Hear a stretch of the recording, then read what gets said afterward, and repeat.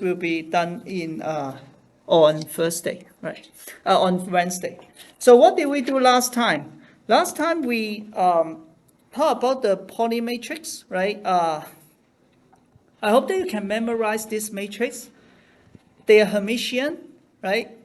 They are traceless. You add 0 plus 0, 0 plus 0, 1 plus -1, they all give you 0, right? And if they are product of themselves, always give you the identity. These are some very useful equation that you can use. For their commutation property, right, we write it as square bracket, sigma I, sigma j.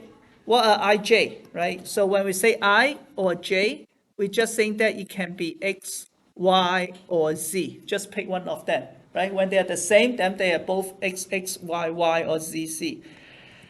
It defined as sigma I times sigma j minus sigma j times sigma I. And it is given by this expression, right? Again, this is epsilon ijk, this symbol, basically saying that if you have them in order x, y, z, they are 1. When you try to swap them one time, you will get -1, right?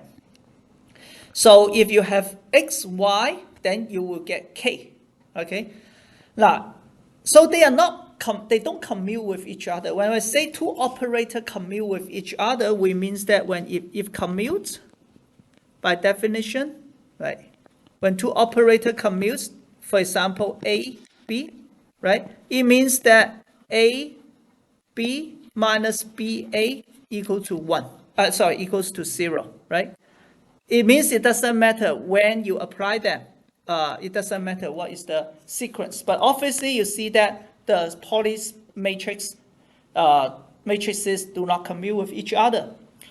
Their anti-commutation property is like this. We use curly brace, sigma I, sigma j plus sigma j, sigma I equals to 2 delta iji, right? So delta ij is the canonical delta symbol, right? So when they are the same, they are 1. When they are different, then they are 0. So they actually are anti-commute with each other. We're saying that when you add them together, equal to 0. Another important property is the trace when they multiply together is going to be 2 delta ij. We use a lot in the derivation. Okay, any questions? Yeah. Just to clarify, so for last week, because I know there was confusion about the conjugate for the inner product of matrices, it's supposed to be a dagger. Supposed to be a dagger, yes. So that's what I want to. I thought I tried to clarify here. Okay, yeah, I try to clarify here, right? So we say that any 2 by 2 matrix, the linear space, can be formed by these 4 basis vector, right? 3 of them are the Pauli matrices. The last is the identity. So it's very common. People also call this sigma 0 and call this sigma 1, sigma 2, sigma 3, right? And then they can just index them accordingly. Say sigma I from 0 to 3. Okay, so what are they? And we say that they form the basis for this space. It means that any 2 by 2 matrix. Okay, I thought someone want to take this room. Any 2 by 2 matrix can be formed by a linear combination of these 4 bases, right? Again, what does this remind you? It's just like any vector. It's very simple. Just like any vector is equal to A0 times X hat plus B0 times Y hat plus C0 times Z hat, right? Just in the 3D space. And this is like 4D. However, their bases are actually the matrices. That's it. So, but of course, this AX, A0, AX, AY, AC, they can be compressed number, right? But it doesn't matter. You basically just say that, okay, you can express in this way, and then the first one, right? Basically, we can, for the last 3, we can make it as an inner product. It's just like this one. I can call this as the inner product of A, B, C, right? With X hat, Y hat, Z hat. It's just like this, right? So this type of concept is important. I hope you feel comfortable with this. If not, talk to me. Make sure you feel comfortable. Do not just take it for granted. Okay? And then what do we say? We say, okay, how do you find the coefficient, right? This is in the assignment. You just use this expression. You multiply this matrix by the symbol, by the basis, and take the trace. And why? This makes sense because the definition of the inner product is trace of A dagger times B. So that is the mistake I made last time, right? I say A star times B, right? Because I copy from a website and they use star for the compressed conjugate, for the conjugate transpose. So their star is my dagger.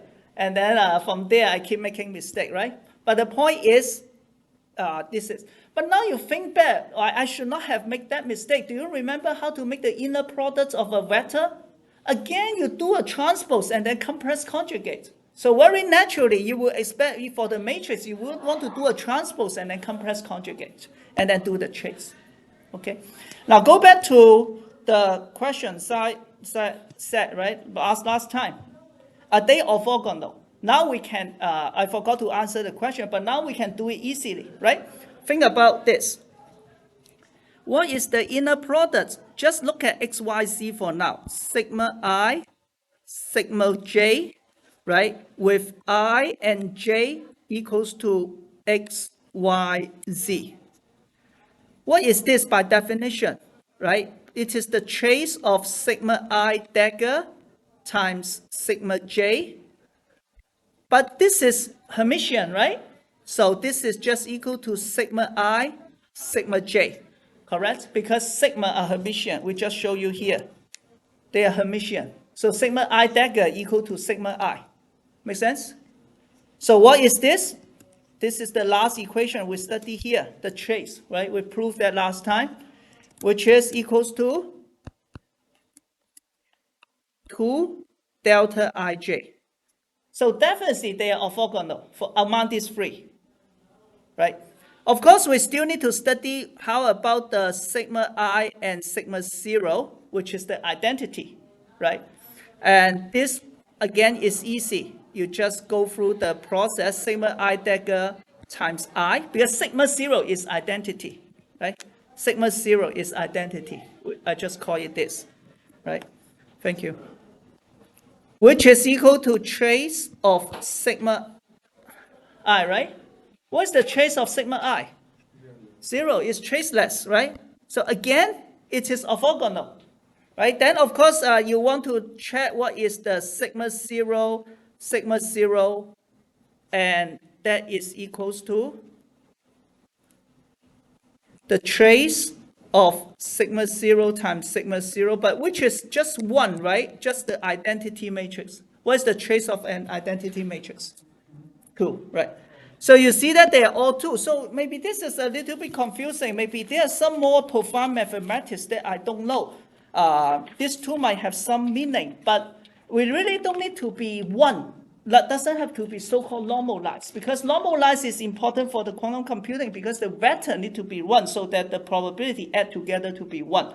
But here, even it's 2, they all have the same length. That is the main point. All these bases have the same length.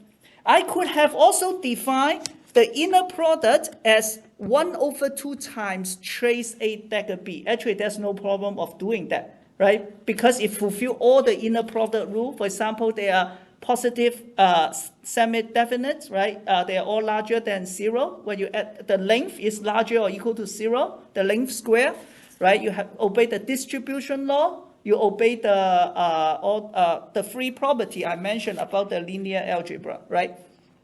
So it doesn't matter really in this case. But I believe for mathematicians, they probably have some deeper insights about what is the meaning of 2. But doesn't matter. This just shows that all the lengths are the same, the basis, and they also have the same, they are orthogonal to each other. Yeah. I just want to know the inner product, that's just the trace A dagger times B, not the anti-evolution, or not the anti. This is the trace of the result of these 2. Yeah, the product. The product. The product is not related to the anti-commutator. Nothing. Oh, yeah. That's a good point, right? So if you only see this curly brace, it's anti-commutator. But here, when we do trace of this thing, you just say the trace of the whole thing inside. It's not anti-commutator. Okay? And by the way, we have a comma here for anti-commutator. Yeah. I just follow what you showed.